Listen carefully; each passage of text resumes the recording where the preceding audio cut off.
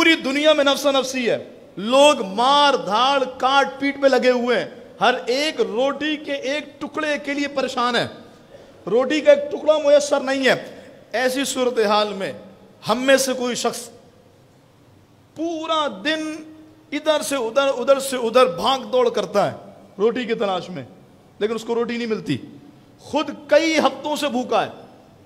وہ اپنے گھر پہنچتا ہے، چشم تصور و منظر لے کر کے آئیے گا، اس کے گھر کے اندر جیسی دروازہ کھلتا ہے سامنے اس کا چند مہینے یا چند سالوں کا بچہ بلک رہا ہے، کئی ہفتے گزر گئے، پانی کا ایک قطرہ اس کے حلق سے نیچے نہیں اترا،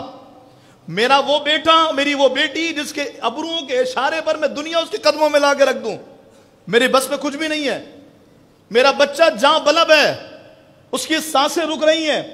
پیاس کی شدت سے زبان سوکھ کے کاٹا ہے، وہ منتظر ہے میرا باپ آئے گا تو کھانے کو کچھ لے کر آئے گا، لیکن میرے پاس تو کچھ ہے ہی نہیں۔ میں گیا تو میرے بچے نے جب یہ دیکھا تو زمین پر تڑپنے لگا، یہ سوچ کر کہ بابا آج بھی خالی ہاتھ آ گئے، کچھ بھی نہیں ہے۔ میں اپنے بچے کو اٹھانے کے لیے جیسے ہی بڑھا تو میں نے دائیں جانب دیکھا کہ میری بوڑھی ماں بیٹھی ہے، جس نے بچپن سے جوانی تک مجھے اس انداز سے پالا کہ میری کسی خواہش کو رد نہیں کیا، جو اپنے آنچل کے سائے میں مجھے رکھتی تھی، ہر غم و پریشانی سے بچاتی تھی، میری وہ بوڑھی ماں منتظر ہے، میرا لال باہر گیا روٹی کا ٹکڑا لے کر آئے گا، نہیں ہے کھانے کو، میری ماں تڑپ رہی ہے، 2 ہفتے ہو گئے کھانے کو کچھ نہیں ہے۔ صورتحال دیکھیے گا، میں ماں سے نظریں چراتے ہوئے جب بائیں دیکھتا ہوں تو بیوی کھڑی ہے، رفیق حیات، شریک سفر، میری وہ شریک حیات کے جو ہر خوشی غمی میں میرے ساتھ تھی، جو ہر وقت میرا حوصلہ بڑھاتی تھی، اسی نے کہا تھا کوئی بات نہیں، پریشان نہ ہو، باہر جاؤ، اللہ کو انتظام کرے گا، ملے گا کچھ نہ کچھ۔ اور پورا دن خاک چھاننے کے بعد روٹی کا ایک ٹکڑا نہیں ملا، یار روٹی کے ٹکڑے سے مراد روٹی کا ٹکڑا ہی ہے، روٹی کا ایک ٹکڑا اور پانی کی ایک بوند نہیں ملی۔ اب اس ایسی صورتحال میں بچہ تڑپ رہا ہے، میری بیوی اپنے آنسوؤں کو پوچھ کر کے تھک گئی ہے، اور ماں اپنی آخری سانسیں لے رہی ہے، اور خود میری اپنی حالت ایسی ہے کہ اتڑیوں نے جواب دے دیا ہے۔ اب توجہ کیجیے گا، ایسی صورتحال میں گھر کے باہر سے کھانے کی خوشبو آنا شروع ہو گئی، بہترین اور لذیذ کھانے کی خوشبو، آواز دینے والا کہہ رہا ہے ٹھنڈا اور میٹھا مشروب بھی ہے،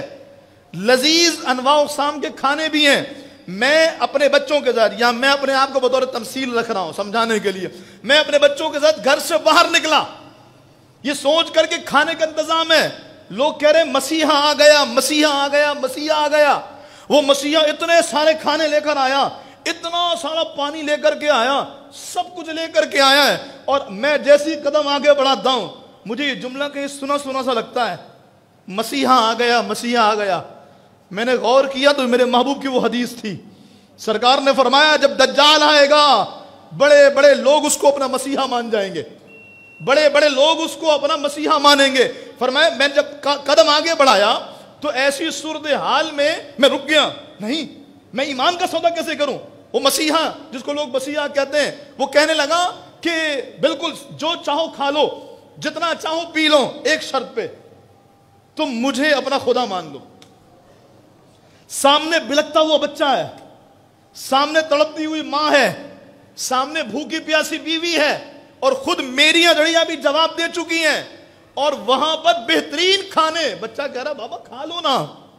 بابا کچھ نہیں ہوتا، جان بچانے کے لیے تو تھوڑا کھانا چاہے وہ حرام ہی ہو کھا لیا جاتا ہے، کیا چلا جائے گا، بابا رب تو ہمارے دل کو دیکھ رہا ہے نا، رب تو ہمیں دیکھ رہا ہے، مومن ہے، کھا لو نا، اگر ہم منہ سے بول بھی دیں گے تو خدا ہے کیا جائے گا۔ ایسی جاں بلب صورتحال میں مجھے بتائیے کتنے لوگ ہوں گے جو اپنا ایمان بچائیں گے، کتنے حضرات ہوں گے جو اپنا ایمان بچا سکیں گے۔ اس لیے کسی نے خوبصورت بات کہی ہے، پیٹ بھرا ہو اور پیاس نہ لگی ہو اور گھر میں آسائشیں سہولیات سب میسر ہو، ایسی صورتحال میں دجال کا فتنہ سمجھ میں نہیں آئے گا۔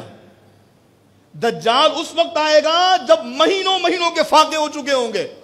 اور وہ ہر طرح کی آسائشیں لے کر آئے گا، ایک دعویٰ ہوگا، ایک بات ہوگی، ایک صرف سامنے کے سامنے لوگوں سے ایک مطالبہ ہوگا کہ تم مجھے اپنا خدا مان لو۔ اب ایسی صورتحال میں مسلمان دیکھ بھی رہا ہے اس کے ماتھے پہ کافر لکھا ہے، دیکھ بھی رہا ہے ایک آنکھ کا کانا ہے،